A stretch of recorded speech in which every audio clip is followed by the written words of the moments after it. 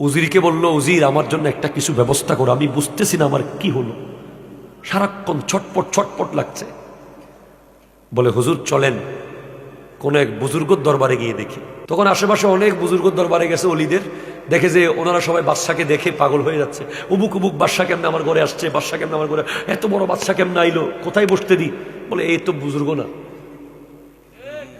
যে বাদশা দেখা পাগল হয়ে যাচ্ছে এটা বুজুর্গ কেমনে হইব। কয় ভালো কোনো কারো কাছে নিয়ে যে বাদশাকে পাত্তা দেয় না। পরে খুঁজতে খুঁজতে গেলেন ফুদাইল ইবনে আয়াস রহমতুল্লাহের দরবারে, যিনি খাজা মঈনুদ্দিন চিশতি রহমতুল্লাহের পীরের পীরের পীর।